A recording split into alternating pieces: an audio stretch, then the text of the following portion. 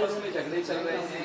रामदास कदम जो हैं वो रविंद्र चौहान के बारे में बोल रहे हैं, कभी बीजेपी वाले अजित पवार पर काले झंडे दिखा रहे हैं। तीसरा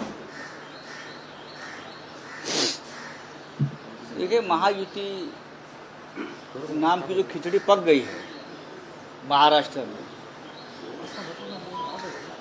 वो पूरी खिचड़ी अगर आप देखेंगे तो किसी से कोई मेल नहीं। खिचड़ी पकाने की कोशिश जरूर हो गई, एनसीपी को तोड़कर, शिवसेना को तोड़कर, लेकिन आपस में इतने झगड़े चल रहे हैं उसमें। खास करके देवेंद्र फडणवीस जी उनके साथ दिखते हैं लेकिन उनके साथ नहीं है। बीजेपी परिवार एकनाथ शिंदे और अजित पवार जी के साथ नहीं है। कल तो एक मंत्री को मारने की भाषा चली, फिर मंत्री ने कहा मैं आपको मारूंगा, शिंदे गुट के एक नेता को। अजित पवार को उनके ही डिस्ट्रिक्ट में बीजेपी ने काले झंडे दिखाए। ये पूरे महाराष्ट्र में हो रहा है। ये लोग अब चुनाव को एक साथ जाने की भाषा करते हैं, करने दो, लेकिन एक ऐसी सरकार चल रही है जो आपस में जर्जर हो गई है मतभेद से।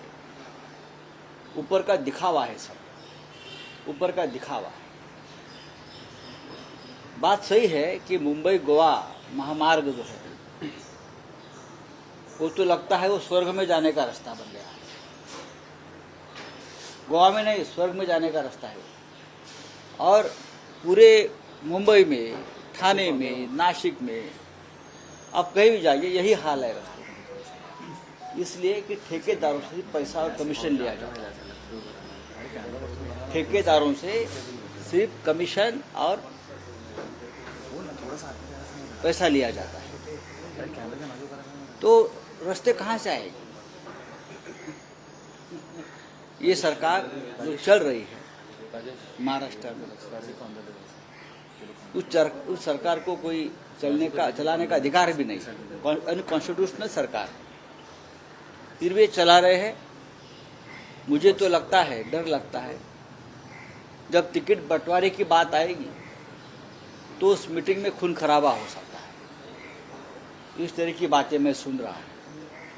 ठीक है सर, एकत्रित लढती निवडणूक ज्या प्रकारे विवाद दिसतोय, मी असं ऐकतोय की अजित पवारांना बाहेर काढण्याचे प्रयत्न सुरू आहे आणि ही शिंदे गटाची भूमिका आहे, नाहीतर ह्यांच्या वाट्याला जागा कमी येत आहेत। ही माझं आकलन आणि आम्हाला मिळालेली माहिती आहे की 3 जे पक्ष आहेत त्यांच्यामध्ये एकवाक्यता नाही। महायुती हा शब्द गोंडस आहे। महायुती ती युती नसून संघर्ष रोज त्यांच्या मारामाऱ्या दिसत नाहीत, पण चालू आहे। एक मंत्री आपल्या सहकारी पक्षाच्या नेत्याला मारण्याची भाषा करतो, थोबाड फोडण्याची भाषा करतो, म्हणजे प्रकरण किती टोकाला गेलेलं आहे आपण पाहू शकता। हे कशावरून चाललंय तर मुंबई गोवा महामार्ग हा स्वर्गात जाण्याचा मार्ग बनलेला आहे। मुंबईतले अनेक रस्ते, कोकणातले रस्ते, मुंबई नाशिक रस्ता आपण जाऊन पहा, म्हणजे ठेकेदारांकडून कशी लूट सुरू आहे या महाराष्ट्रात। PWD, सार्वजनिक बांधकाम खातं, नगर विकास खातं, या शिंदे गटाच्या ATM मशीन बनलेल्या आहेत, त्याच्यामुळे कामं होत नाहीत। सरकार हे फक्त पैशाच्या मागे लागलं आहे। अनेक खड्ड्यांवरती अपघात होऊन लोक मरण पावलेली आहेत।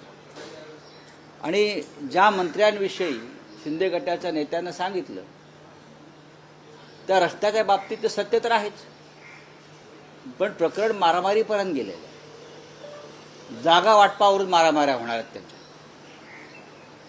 उद्या जेव्हा हे 3 पक्ष एकत्र येतील जागा वाटपा संदर्भात, तेव्हा त्यांच्यामध्ये मारामाऱ्या होतील, एकमेकाच्या जागा पाडल्या जातील। जागा वाटपाच्या बैठकीत खून खराबा होऊ नये एवढीच आमची अपेक्षा आहे. जिशान सिद्दीकी आणि नवाब मलिक काल अजित पवारांसोबत दिसले. जिशान सिद्दीकीवर अजूनही काँग्रेस कारवाई करत नाही, फक्त कारवाई केली जाईल.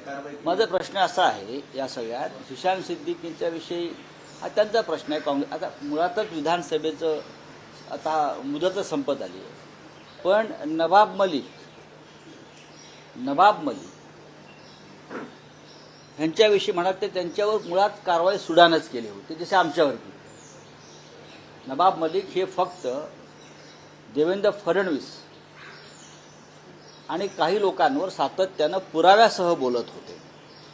त्यांनी असे काही खळबळजनक पुरावे समोर आणले, त्याच्यामुळेच नवाब मलिक यांच्याविरुद्ध देवेंद्र फडणवीस यांनी ईडीची कारवाई, CBIची कारवाई, NIAची कारवाई करायला भाग पाडले.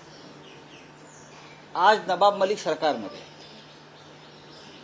प्रश्न इतकाच माझा आहे देवेंद्र फडणवीसांना, जेव्हा नवाब मलिक हे विधानसभेत सरकारी बाकावर बसले होते, तेव्हा देवेंद्र फडणवीस यांनी अजित पवारांना एक नीतिमत्तेचा पुळका येऊन फार मोठं पत्र लिहिलं होतं की हे कसं योग्य नाही, त्यांच्यावर कशा केसेस आहेत आणि त्या कुठल्या प्रकारच्या आहेत, भारतीय जनता पक्षाच्या त्यांच्याविषयीच्या भावना काय आहेत. देवेंद्र फडणवीस यांनी एकदा ते पत्र मागे घ्यावं. नवाब मलिक यांच्या संदर्भात जे अजित पवारांना पत्र लिहिलेलं आहे त्यांनी, नवाब मलिक हे कसे गुन्हेगार आहेत, आम्ही त्यांच्यावर कसं एक भूमिका घेतलेली आहे, देवेंद्र फडणवीस यांनी ते पत्र मागे घ्यावं किंवा त्यांनी हे जाहीर करावं. नवाब मलिक ह्यांच्यावरील सर्व आरोप, सर्व खटले खोटे आहेत आणि आम्ही ते सूडबुद्धीने ते खटले त्यांच्यावर दाखल केले. पण ते काल म्हणतात की मी माझ्या भूमिकेवर अजूनही ठाम आहे, नवाब मलिकांबद्दलची भूमिका हो, पण तुमच्या सहकारी पक्षामध्ये आहेत ना, तुम्ही एकत्र सरकारमध्ये आहात. देवेंद्र फडणवीस हे खोटं बोलतात, बरं का, ते खोटारडे नंबर 1 आहे बरं का. एक नवीन सिनेमा येतो एक नंबर, तसे ते एक नंबरचे खोटारडे आहेत. मग असे मी तेच म्हणतो, त्यांनी आपलं पत्र वाचावं. देवेंद्र फडणवीस यांना जर ते पत्र मिळत नसेल तर मी त्यांना आज पत्र पाठवायला तयार आहे. माझ्याकडे पत्राची कॉपी आहे, ते पत्र मी जपून ठेवलं आहे. ऐतिहासिक डॉक्युमेंट आहे ते, ऐतिहासिक डॉक्युमेंट आहे ते. देवेंद्र फडणवीस यांनी अजित पवार यांना नवाब मलिक यांच्याविषयी लिहिलेलं पत्र हे राष्ट्रभक्तीचं एक ऐतिहासिक डॉक्युमेंट आहे की आम्ही किती नीतिमान आहोत आणि आम्हाला अशी माणसं आमच्या आसपास चालणार नाहीत आमच्या बाकावर, अशा प्रकारचं पत्र. आता ठाम भूमिका तुम्ही काय सांगताय? तुम्ही एक मान्य करा की नवाब मलिक ह्यांना मी खोट्या प्रकरणात अडकवण्यासाठी ईडीवर दबाव आणला होता, CBIवर दबाव आणला होता, त्यांच्यावरचे खटले खोटे आहेत, बनावट आहेत, ते आम्ही बनवण्यात आले, त्याला गुंतवण्यात आलं. त्यांनी आपलं पत्र मागे घ्यावं, भूमिका ठाम बिमा खोटाडेपणा करू नये. सर, कल सम्मान यात्रा की गई जिशान सिद्दीकी के साथ और आज जिशान सिद्दीकी अजित पवार से क्या है कल? देखो, उस बारे में मैंने बात किया है.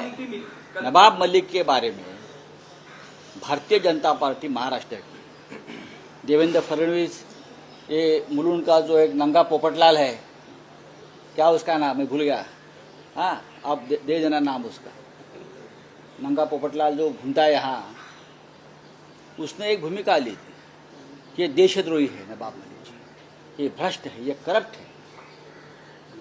उनको जेल में डाला, ईडी, CBI, NIA, उनको टेररिस्ट से उनका नाम जोड़ा गया. ऐसा नहीं है, उनका नाम एक टेररिस्ट से जोड़ा गया, एक ग्रुप से जोड़ा गया. अब नवाब मलिक जी सरकार पक्ष में जब छूटकर आए बेल पर, तो ट्रेजरी बेंच पर बैठे, सरकार की जो पक्ष के जो बेंचेस होते हैं वहाँ बैठे, तो देवेंद्र फडणवीस को बहुत गुस्सा आया और उस गुस्से में एक लेटर लिखा अजित पवार को कि हम कितने राष्ट्रभक्त है, ऐसे देशद्रोही व्यक्ति को आपके साथ बिठा रहे हो, ये ठीक नहीं है. तो आप क्या होगा? आप खुलेआम नवाब मलिक जी अजित पवार जी के पार्टी में गए, आपके सरकार में है. एक तो आपने जो खत लिखा था, जो एक हिस्टोरिक डॉक्यूमेंट बन गया था, वो आप वापस लीजिए. नहीं तो आप बताइए कि नवाब मलिक के ऊपर सब झूठे मुकदमे हमने डाले थे, जैसे हमारे पर डाले हैं, झूठे मुकदमे डाले थे, हमने जो आरोप किए थे सब झूठे हैं, ये आप बताइए, महाराष्ट्र को बताइए। सर मराठी आरक्षण नाही मिळणे की सर फडणवीस का सोडताना की नवाब मलिक सारख्या माणसाच्या मांडीला मांडी लावून बसलेले होते म्हणून बघा, नवाब मलिक यांनी एकनाथ शिंदेच्या दाढीलाच आग लावली आहे. खरं म्हणजे त्यांना काय तोंड आहे? लाडक्या बहिणीने आता लाडके नवाब मलिक झाले. नवाब मलिक ह्यांच्यावरती अन्याय झालेला आहे, मी वारंवार सांगत होतो. तेही सांगत होते, त्यांचं कोणी ऐकलं नाही तेव्हा. मग एकनाथ शिंदे काय म्हणत होते, नवाब मलिक यांच्या मांडीला मांडी लावून आम्ही मंत्रिमंडळात बसत होतो. मग आता कोणत्या मांडीवर किंवा कशावर घेऊन बसलात तुम्ही? मांडीवरच घेऊन बसलात ना आत्ता, का अजून कशावर घेऊन बसलात? शब्द मला माच्या ठिकाणी मला दुसरं काय टाकायचं नाही. देवेंद्र फडणवीस नैतिकतेच्या, राष्ट्रभक्तीच्या, हे ढोंगी राष्ट्रभक्त आहेत. देवेंद्र फडणवीस, एकनाथ शिंदे ढोंगी राष्ट्रभक्त आहेत. ते बकवास आहे, ते नकली लोक आहेत आणि म्हणूनच हे होत आहे.